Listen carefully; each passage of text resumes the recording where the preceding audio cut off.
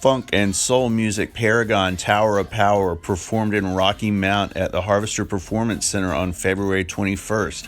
It was a part of the band's 50th anniversary tour, and it included drummer David Garibaldi, who, with bassist Mark Van Wageningen, had been injured when a train hit them before a gig in Oakland last January.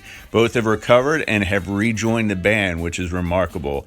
We spoke with Garibaldi before the show. It's been maybe a little more than a year since you and Mark, the bass player, survived being hit by an Amtrak train in Oakland. That's correct. Do you remember anything about what happened? Is there anything? Probably more than I want to. Yeah? What exactly went on? Well, do I have to say? Not if you don't want to. I'd rather not talk about it respectfully. I mean, yeah, sure. We did have an accident. We have come back from it, and we're grateful to be alive and be here. Awesome. The response of fans and friends was pretty overwhelming after it happened. They've been very, very great. You know, really nice people. I got loads of text messages and emails and phone calls and people I don't even know saying they were praying for us and all that, you know, so I have no doubt that that's why we're here, you know. So. Yeah, well, that's fantastic.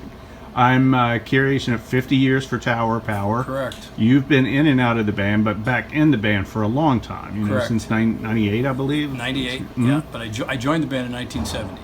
Yes. So you were there for the first record, and... Yeah, and then all the Warner, you know, most of the Warner Brothers stuff, and... So yeah, you know, a lot of the recordings, you know, the kind of the ones that people remember, it's that early stuff, What Is Hip, and, you know, Sparkling in the Sand, and You're Still a Young Man, and all that stuff. I was on all that. How does it feel to be, after all this time, to be able to still, at a high level, come and perform these songs in front of people all over the world? It's a blessing, you know. We love what we do. Everybody enjoys each other, you know. There's a lot of love in what we do, which I think kind of really propels things forward all the time, you know. So we're just having fun making our music. We got this new recording coming out. There's always something going on. We're very busy all the time, you know. That's kind of historically, that's the way we've always operated. Always been either doing a show someplace or rehearsing or writing songs, but always, you know, Tower of Power, busy, busy, busy, you know. A lot of people, dozens, I guess, have been in and out of the band over the years. At the center, always, I guess, Emilio Castillo and Doc Kupka. Talk about sort of their roles in the band and how that sort of holds the center together for Well, everything. you know, Emilio's the leader. Yes. And it's his band. He's had it since he was, I think, 15 years old, and, you know, kind of the only person I've ever met who actually started a band the first day that he had an instrument in his hand.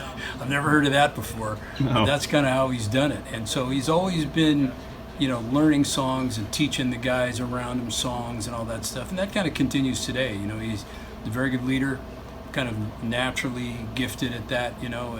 He doesn't interfere with anything that anybody does. He kind of lets everybody find their space, you know. And so I think that that's probably the reason why the band has stayed together, is because he doesn't really tell people what to do, you know. There's nobody looking over your shoulder. You get to creatively do your thing, you know. And then him and Doc, you know, wrote a lot of the early material, you know. Doc's the primary songwriter in the band, lyricist. So everybody's got their function, you know. Those two guys, they play horns, but they write songs too, you know. Emilio's the leader, so everybody's got their role, you know. And that baritone sax, just a foundational instrument of the band that really sets it apart in a lot of ways, those horn arrangements. Yes, sir. And stuff. And kind of that's, Doc joining the band is sort of historically when they date Tower of Power as beginning. So I think it was August 13th, I believe, 1968, when they became Tower of Power. There was Doc, you know, Doc in it. And so. And still on stage today, the both of them. Still doing it. Great. Yeah, still doing it. Yes, sir. Awesome. I wanted to talk about your playing a little bit, but first I wanted to ask you something. I think I know this, and you can correct me if I'm wrong. All right. That you are responsible for the drum beat of 7779311, that you programmed that into a machine, and that's what people hear on that famous Time song. Is that correct? There's legend to that. You know, honestly, I don't remember doing that, right? Uh-huh. But all the guys, you know, from there, the Minnesota guys, Minneapolis guys, they say that that's somehow got started. I don't know how that happened, but it's good to be known for that. It's a pretty cool song. Yes, cool beat. It is. Now, as far as your actual physical playing is concerned, you mentioned earlier that one of the great things about having Emilio as a band leader is that he lets you be yourself. And correct. Certainly, your playing on these records over the years has been very much you. You've established you sound like yourself, and not everybody gets to do that. Talk a little bit about what because you're an educator as well. So I just wonder what sort of advice that you would give to people who are looking to kind of create their own sound, to do their own thing. What's something that helps clear that way for you? I guess first of all, you have to do lots of playing, So you spend a lot of hours playing and kind of trying things and being in a lot of different bands. And I've done all this, played a lot of different kinds of music. But kind of my first love was always the kind of music that we do at Tower. I love the freedom of it. We kind of always made up our own rules and kind of did our own things, but had a lot of influences because everybody in the band really enjoys lots of different kinds of music. And so that influences the way that we perform, the way that we play, the compositions, the content, musical content. Everybody loves jazz, loves R&B, loves Latin music, classical music, country music, everything. We're really into a lot of different things. And so that we're the sum of our parts, There's all that different influence that creates Tower Power music. And you sort of, I think it feels like you're implying too that within the framework of a band with a bunch of people being creative, that brings out more of you. Sure. And, yeah. Well, you don't have anybody saying no, which has really been a blessing. Emilio loves drums. He always just let me kind of do what I wanted to do, how I heard things, and so I was always trying a lot of things.